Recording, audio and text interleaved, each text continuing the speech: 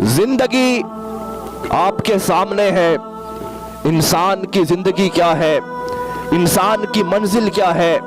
کوئی محل میں رہتا ہے، کوئی کسی جھوپڑی میں رہتا ہے، کوئی پیر ہے، کوئی بڑا عالم ہے، کوئی حافظ قرآن ہے، کوئی بھی انسان ہے، کوئی بادشاہ ہے، کوئی فقیر ہے۔ آپ سب کی جو آخری منزل وہ کیا ہے؟ انسان کی منزل کیا ہے؟ انسان کی منزل یہ ہے کہ الموت قدح کل نفس شاربوہا والقبر باب کل نفس داخلوہا، کہ ہر انسان نے، ہر جان نے جس کے اندر خدا نے سانس رکھی ہے، ہر انسان نے، کوئی ایسا انسان نہیں جو موت کے ذائقے سے بھاگ سکے۔ یہ انسان کی منزل ہے کہ ہر انسان کو ایک نہ ایک دن اسی منزل پر پہنچنا ہے اور موت کے دروازے سے ٹکرانا ہے۔ ابھی کچھ ہی دن پہلے ہمارا وہ عزیز، ان کی والدہ محترمہ ہر جمعہ نماز کو ہمارے پاس آتی تھی، تو وہ ہر جمعہ ان کی روٹین تھی، کچھ لے کے آتی تھی تو ہم انہیں اماں کہہ کر بلاتے تھے۔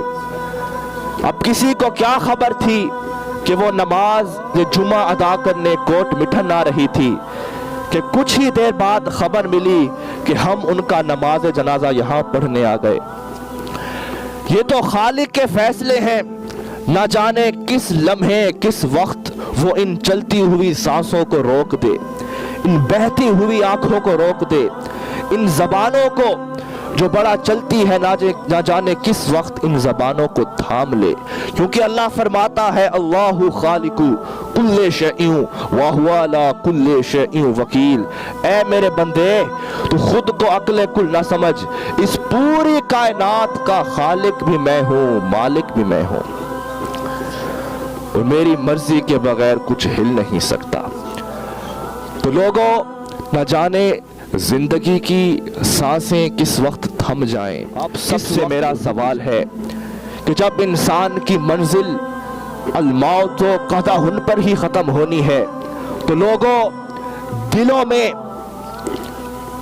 آج کل ہمارے معاشرے میں، ہمارے گھروں میں، دلوں میں نفرتیں اتنی بڑھ چکی ہیں، اخلاق ہے وہ ختم ہو گیا۔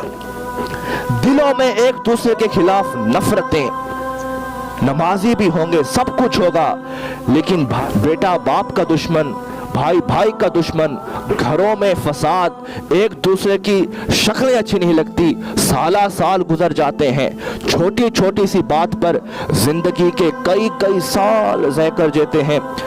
کوئی اس سے خفا ہے چھوٹی چھوٹی باتوں کر۔ میں ایک کل خانی پہ گیا، وہاں میرا خطاب تھا، تو بیٹا باپ سے روٹھا ہوا تھا، تو اس کی ماں کا انتقال ہو گیا تھا۔ میں دیکھا بیٹا جہاں یہ حضرت بیٹھے وہاں بیٹھا تھا، اس کا باپ یہاں بیٹھا تھا، حافظ صاحب۔ اب اس کی باپ کے بھی آنکھوں سے آنسو تھے، بیٹے کے بھی آنکھوں سے آنسو تھے، دل تڑپ رہا تھا کہ ایک دوسرے کو گلے لگاؤں، لیکن وہ بیچ میں وہ انا آ گئی، وہ انا جو میں خود کو مٹاتی ہے کہ میں اس کے پاس کیوں جاؤں، میں اس کے پاس کیوں جاؤں، اور ان کے زندگی کے کئی سال اس جھگڑے میں اتر گئے۔ اللہ فرماتا ہے کہ میں 3 دن کوئی انسان اگر کسی انسان سے نہ بولے تو اس کی عمل کی فائل بند کر دو۔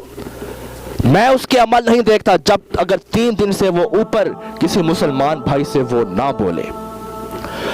تو حضور نے فرمایا کہ لوگوں، آپس میں ایک دوسرے سے محبت سے رہا کرو، صلح سے رہا کرو، محبت بانٹا کرو۔ روزے محشر کا دن ہوگا، حدیث پاک ہے، روزے محشر کا دن ہوگا، خدا کہے گا کوئی ہے مجھ سے بخشش کروانے والا، پھر کہے گا کوئی ہے مجھ سے بخشش کروانے والا۔ کچھ لوگ اٹھیں گے، کہیں گے مولا ہم ہیں۔ کون ہو؟ کہا مولا ہم وہ ہیں، ہم زندگی میں ایک دوسرے کو کسی بات پر معاف کر دیا کرتے تھے۔ تو وہ خدا کہے گا تو بندہ ہو کر میرے بندے کو معاف کر دیتا تھا، پھر میں رب ہو کر تجھے معاف کیوں نہ کروں۔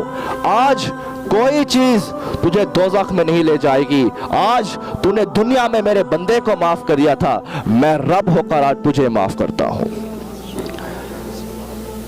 تو یہ ہے माफ करने का अजर, माफ करने की ताकत इंसान है।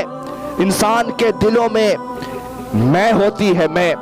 मिसाल के तौर पर मेरा और हाफिज साहब का किसी बात पर झगड़ा हो गया, मेरे दिल में ख्याल आया कि अल्लाह उसके रसूल को बड़ा पसंद है कि आपस में मोहब्बत से रहें, तो मैंने सोचा कि मैं हाफिज साहब को पहल करके मना लूं। अब मैं इनके पास गया, इनको मैंने मनाया, ये मुझसे मान गए। अब कुछ लोग थे वो कहेंगे भाई आप इतने बड़े खानदान फरीद से हैं, आपने पहल क्यों की? पहल तो हाफिज साहब को करनी चाहिए थी। अब मेरे दिल में खलल पैदा हुआ कि हाफिज साहब को मनाने से मेरी इज्जत घट गई। इंसान के दिल में ख्याल आया कि मेरी हाफिज साहब को मनाने से इज्जत घट गई, तो हुजूर ने ये मसला भी हल कर दिया। तो कहा लोगों, अगर तुम्हें महसूस हो आजिज़ी और मोहब्बत दिखाने में तुम्हारी इज्जत घट रही है, तो लोगों उस दिन रोज़े महशर ना तुमसे कोई पूछने वाला होगा, जब खुदा का जलाल होगा। जो इज्जत आजिज़ी तुमने यहाँ खो दी हो, वो रोज़े क़यामत वो इज्जत तुम मेरे दर से मांग लेना, मुझसे मांग लेना। अब बताइए ये इज्जत अच्छी है दर मुस्तफ़ा से जो इज्जत हो वो अच्छी है? ख्वाजा गुलाम फ़रीद फरमाते हैं, बेगुनाह असलू फोल तू अपनी हकीकत बोल तू। सारी मूड़ी कि बेगुनाह फोल तू, दूसरों में ऐब तलाश न करो, अपने अंदर झांक के देखो, खुद को ढूंढो, खुद को पाओ, आपस में सुलह करो। फिर एक और जगह फरमाते हैं कि कोई अमीर है, कोई गरीब है, आपस में सुलह नहीं है, नफरतें हैं। ऐ लोगों, पीलू पकियानी आओ चुरून अलियाल, आओ दिलों में जो नफरतें जला के आए हो, इन नफरतों को खत्म करो, इनको खत्म कर दो और आओ सब मिलकर वहीं दुख बांटे, आओ मिलकर वहीं सुख बांटे। तुम मुझसे बात करो, हम तुमसे बात करें, दिलों की जितनी भी नफरतें हैं सब मिटा दो। इंसान की मंजिल दुनिया के गोरख धंधों में पड़ा रहता है और नफरतों में गुजार देता है। वो दूर बाबा फरीद फरमाते हैं, कोई बढ़ गया रौनक पखियां दी, कोई छोड़ के शीश महल चलिया, कोई पलिया नाज ते नखरियां विच, कोई रेत गरम ते थल चलिया, कोई भुल गया मकसद आवन दा, कोई करके मकसद हल चलिया। इत्था हर कोई मुसाफिर है, कोई अज चलिया कोई कल चलिया। तो इंसान की जिंदगी यही है, इंसान दुनिया के गोरख धंधों में पड़ा रहता है। और याद रहे वो इंसान कभी नहीं मरते जो अपने दिलों में मोहब्बत खुदा रखते हैं और दर मुस्तफ़ा की पैरवी रखते हैं और उनसे मोहब्बत का रिश्ता जोड़ते हैं। तो लोगों, ये आपस में मोहब्बतें बांटें, नफरतों से कुछ नहीं रखा। इंसान जिंदगी के कई कई साल ज़ाय कर देते हैं। वो मोहम्मद बख्श फरमाते हैं, ईदा ते शबराता आया सारे लोग घरानू आए, ओ नहीं आए मोहम्मद बख्शा जेरे आप हथी दफनाए। कौन वापस आता है जिनको अपने हाथों से दफना के आते हैं? कौन जाने वाला कब पलट के आया है?